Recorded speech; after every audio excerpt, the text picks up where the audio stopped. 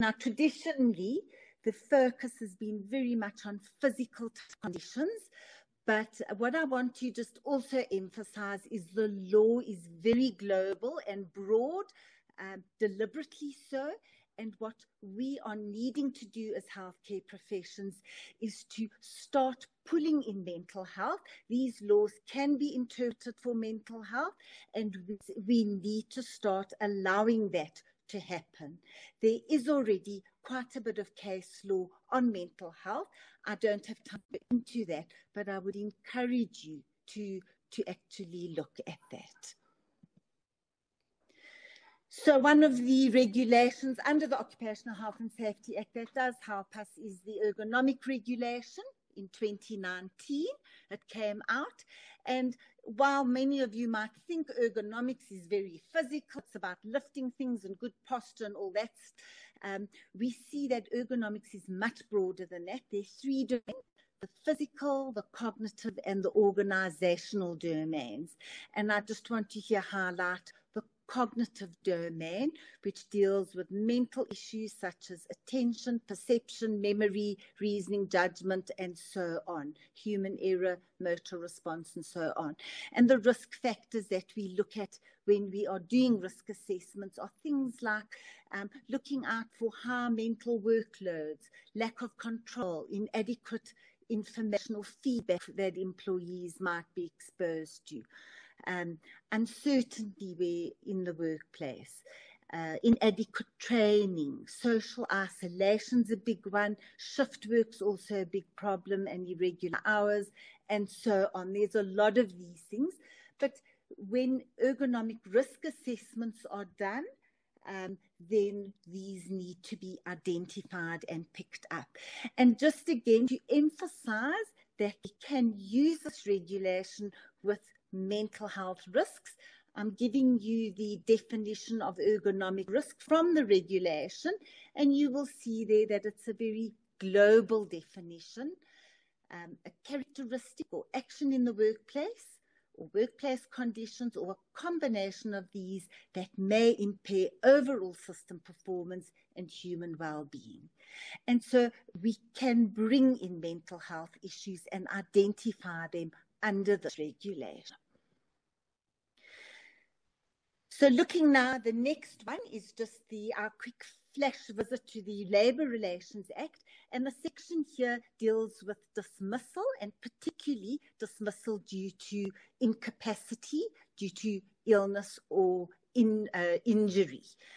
And what I want to highlight here is by incapacity, we mean the employee's inability to perform their work duties due to ill health or injury. This is what is called legally a no-fault dismissal. In other words, it's nothing that the employee has done.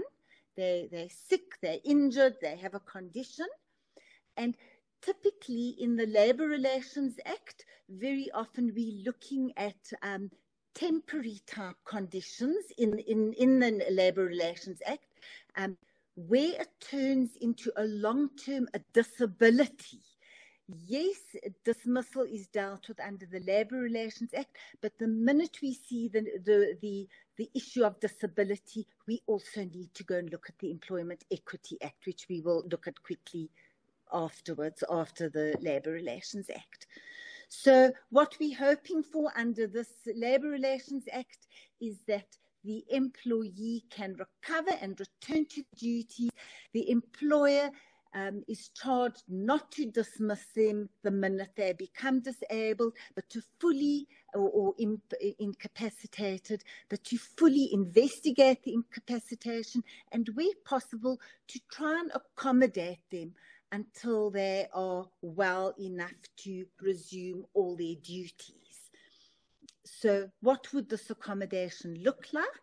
Well, for mental health, here are some things that we occupational therapists certainly consider, and that could be temporary adjustment to duties, flexible work arrangements. It could mean coming in a bit later if the person has difficulties with traveling in peak hour or waking up early, sometimes working from home, which became a big thing in COVID.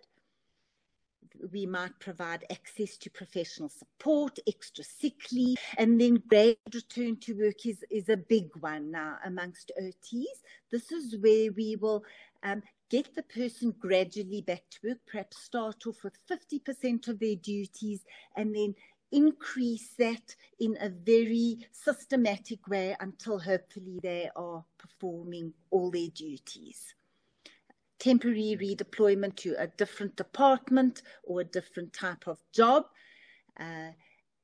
Mental awareness training for supervisors, colleagues.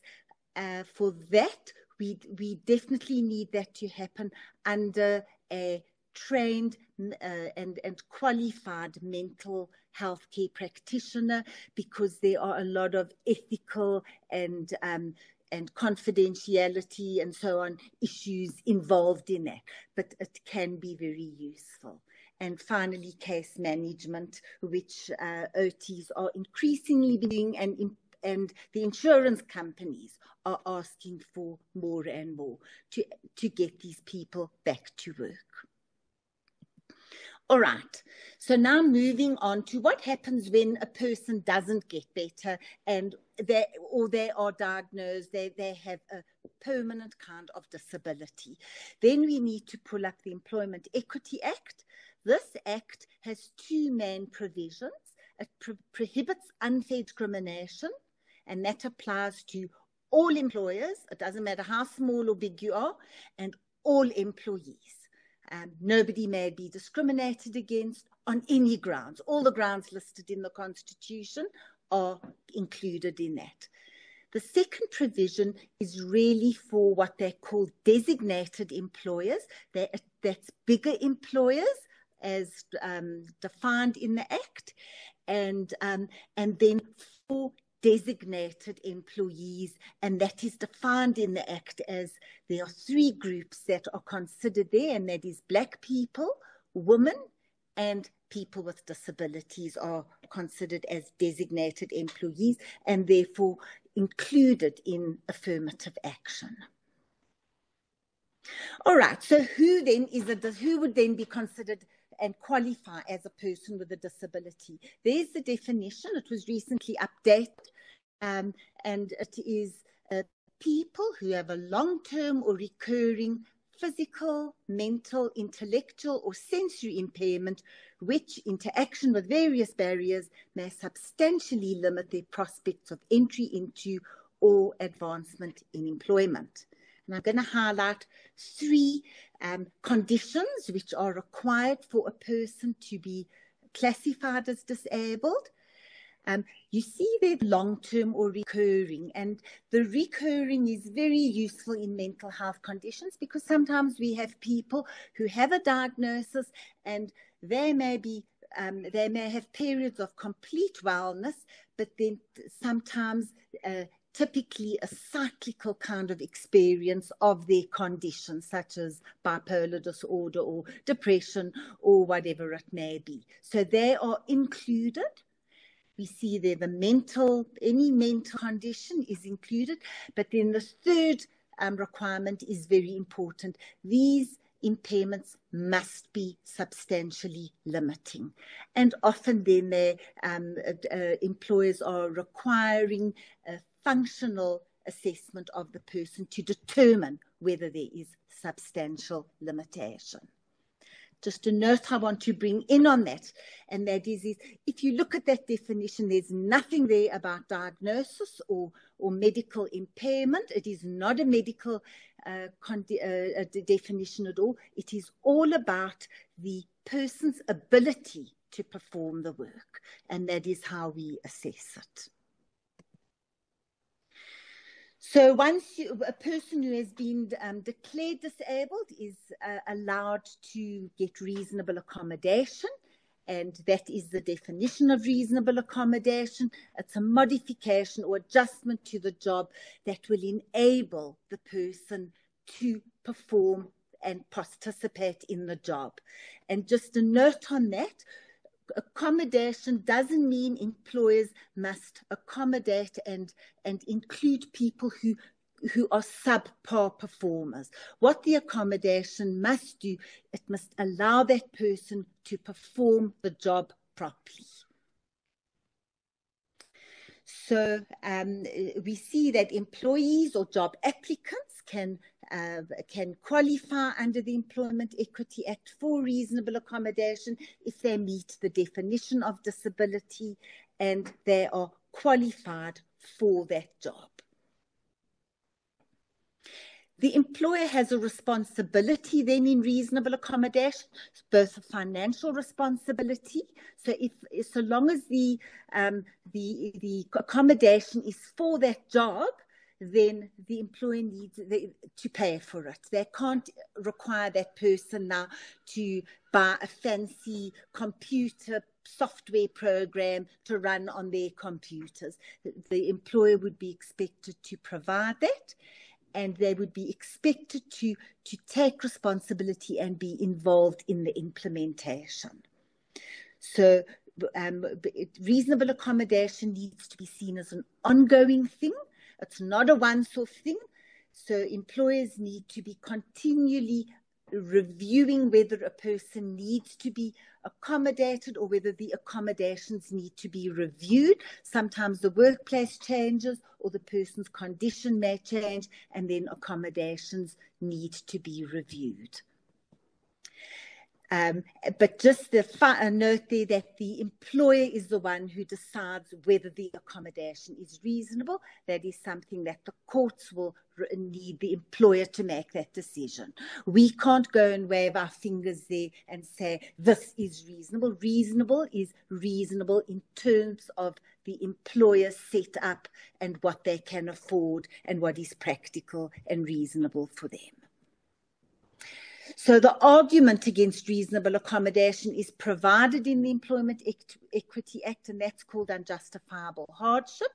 And that just simply means that that an employer will not be expected to accommodate someone if it really causes undue hardship to them. But they will then have to, if it is challenged in the court of law, in the labour court or in the CCMA, they will need to prove that it is a hardship. So what I'm just going to run you through now is just the process that we occupational therapists typically use in accommodating someone. The first steps I like to just check that this is a person with a disability, that they are entitled to this reasonable accommodation. So the first thing I look at is there someone who has problems with the essential job functions? If so, are they suitably qualified for the job or under the law? And if so, then do they qualify as a person with a disability? Once we've got those boxes checked, then we can actually put them through a process, which includes first doing a job analysis, a functional job analysis of the inherent job demands, and then doing an assessment of that person's functional abilities, workability specifically, in terms of those job demands. So if the job is demanding a high level of interpersonal contact and social skills, then we need to assess, does that person have those abilities? So with these two, once we have assessed the job demands and we've assessed our person, we compare these two assessments and we identify whether there are any gaps, whether the person is where they're not meeting the job requirements. And then we identify potential reasonable accommodations that could fill those gaps. And we always do that with a person with disability and the employer. This is not something that we OTs will do quietly and discreetly on our own. It is always a consultative process, and it often might include technical experts, for example, IT people or industrial engineers where necessary. We then select and implement the reasonable accommodation, and then we take it through a process where we will check it out and review it and make adjustments as necessary. So that in a nutshell is where we are. I just want to quickly have a word, because this often comes up. What about reasonable accommodation running into safety provisions? And what I just want to say there is, while the Employment Equity Act enshrines the right to reasonable accommodation and changes in the workplace for people with disabilities, this can never override safety. So the minute it breaches the Occupational Health and Safety Act, it is considered no longer reasonable, and therefore it won't pass that test of reasonable accommodation. The worker may never pose a safety threat to themselves or to an undue safety risk to themselves or to anybody else, either directly or indirectly. So that, in a nutshell, is the main legal provisions. Thank you.